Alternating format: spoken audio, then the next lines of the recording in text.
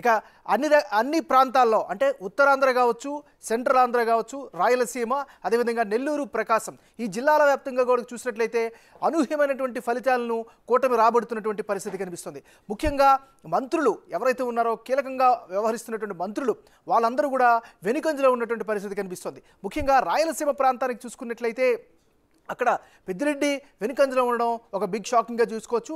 అదేవిధంగా ఉత్తరాంధ్ర విషయం చూసుకున్నట్లయితే బొత్స సత్యనారాయణ కూడా వెనుకంజలో ఉన్నట్టుగా తెలుస్తోంది. ఏదేమైనప్పటికీ కూడా ఇప్పటి వరకు ఉన్నటువంటి ఆంధ్ర తీర్పుని ఒకసారి కనుక పరిశీలించినట్లయితే వైఎస్ఆర్ కాంగ్రెస్ పార్టీ కేవలం 18 స్థానాల్లో ఆధిక్యంలో కనిపిస్తుంది.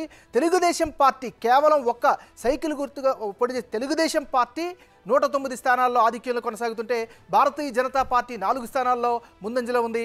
జనసేన పార్టీ 15 స్థానాల్లో ముందంజలో ఉండేటువంటి పరిస్థితి కనిపిస్తుంది. సో అవుట్ ఆఫ్ 175కి సంబంధించి 146 నియోజకవర్గాలకు సంబంధించినటువంటి అప్డేట్స్ బిగ్ టీవీ స్క్రీన్ మీద కనిపిస్తున్నాయి. ఇందులో 109 తెలుగుదేశం పార్టీ, బీజేపీ 4 స్థానాల్లో ముందంజలో ఉంటే జనసేన పార్టీ 15 స్థానాల్లో ముందంజలో ఉంది. వైఎస్ఆర్ కాంగ్రెస్ పార్టీ కేవలం 18 స్థానాల్లో మాత్రమే తన ఆధిక్యాన్ని కొనసాగిస్తోంది. అశోక్, ఇక్కడ మీరు ఇంట్రెస్టింగ్ ఇష్యూ ఏంటంటే నిన్న మొన్న ఒక సర్వేలో బహుశా కేకే సర్వే అనుకుంటా మన వాళ్ళు ఇంటర్వ్యూ చేసినప్పుడు అన్నది ఏంటంటే ప్రతిపక్ష స్థానం కోసం జనసేన పార్టీ అధికార వైఎస్ఆర్ కాంగ్రెస్ పార్టీ పోటీలు పడాల్సి వస్తాయి.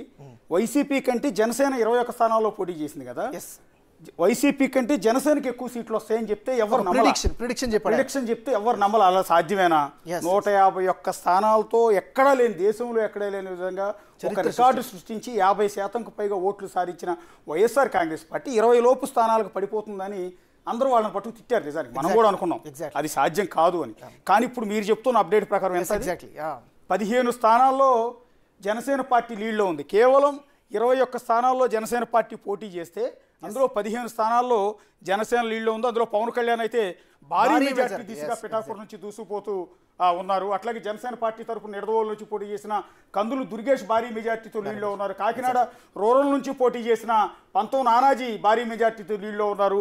తిరుపతి జనసేన పార్టీ నుంచి పోటీ చేసిన ఆరణి శ్రీనివాసులు భారీ లీడ్లో ఉన్నారు. అంటే 21 స్థానాల్లో 15 స్థానాల్లో జనసేన పార్టీ అభ్యర్థి లీడ్లో ఉన్నారు. వైఎస్ఆర్ కాంగ్రెస్ పార్టీది మరింత దారుణమైన పరిస్థితి, ఊహించని దారుణమైన పరిస్థితి ప్రస్తుతం కనిపిస్తుంది. ప్రస్తుతం అందుతున్న లీడ్స్ ప్రకారం, ట్రెండ్స్ ప్రకారం వైఎస్ఆర్ కాంగ్రెస్ పార్టీ లీడ్ తగ్గింది. ఇప్పటి వరకు మనం అనుకున్నది దాదాపు 19 అనుకున్న తర్వాత 18కి వచ్చింది. మళ్ళీ ఒక 2 స్థానాలు ఇప్పుడే పెరిగింది. 20 స్థానాల్లో వైఎస్ఆర్ కాంగ్రెస్ పార్టీ లీడ్లో ఉంటే 15 స్థానాల్లో జనసేన పార్టీ లీడ్లో ఉంది. అంటే అధికారంలో ఉన్న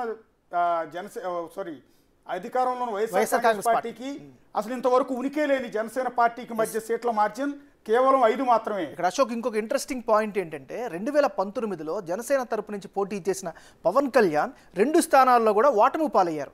ఆయన ఈసారి భారీ ఆధిక్యంతో అసెంబ్లీలో అడుగుపెట్టే అవకాశం స్పష్టంగా కనిపిస్తుంది. రాష్ట్రంలో ఏ ఎమ్మెల్యే అభ్యర్థికి రానంత మెజార్టీ మా పార్టీ అధినేత జనసేన పవన్ కళ్యాణ్కి వస్తుంది ఆ పార్టీ శ్రేణులు చెప్తుంటే ఓవర్ ఎగ్జాగరేషన్, ఇదంతా ఓవర్ యాక్షన్ అనుకున్నారు. కానీ ఆ రికార్డు దిశగా పిఠాపురం నుంచి భారీ కనిపిస్తున్నాయి, గెలిపించే అవకాశాలు మనకు కనిపిస్తున్నాయి. ఇప్పటికే పిఠాపురంలో సంబరాలు కనిపిస్తూ ఉన్నాయి.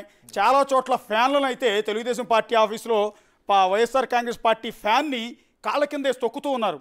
ఒకసారి మీరు ఆ దృశ్యాలు, అంటే మేము వీటిని ఎంకరేజ్ చేసే ఉద్దేశం మాత్రం కాదు, బట్ అక్కడ జరుగుతున్నది యాస్టీజ్గా స్క్రీన్ మీద చూపిస్తూ ఉన్నాం.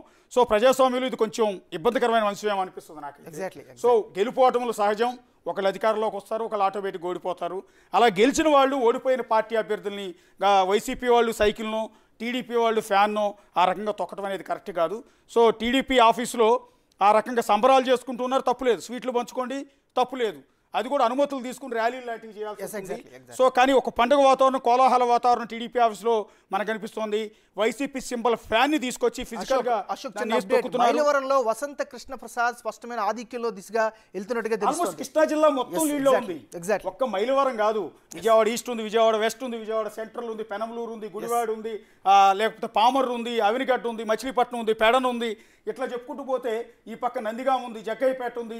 ప్రతి కాన్స్టిట్యున్సీ కృష్ణా జిల్లాలో ఉన్న అన్ని స్థానాల్లో తెలుగుదేశం పార్టీ లీడ్లో ఉంది. గుంటూరు జిల్లాలో ఉన్న అన్ని స్థానాల్లో తెలుగుదేశం పార్టీ లీడ్లో ఉంది. ఈ 2 జిల్లాలు రాష్ట్రంలో మిగిలిన అన్ని స్థానాలు ఒకటైతే ఈ 2 జిల్లాలు ఒకటి. ఈ 2 జిల్లాల మీద రాజధాని ఎఫెక్ట్ చాలా క్లియర్గా మనకు కనిపిస్తుంది. రైట్, ఒక అప్డేట్కి వెళ్దాం అశోక్. మనతో పాటు చర్చలో పాల్గొనడానికి తెలుగుదేశం పార్టీకి సంబంధించినటువంటి మాజీ ఎమ్మెల్సీ రామారావు గారు మనతో పాటు లైవ్లో వచ్చారు. రామారావు గారు నమస్కారం అండి.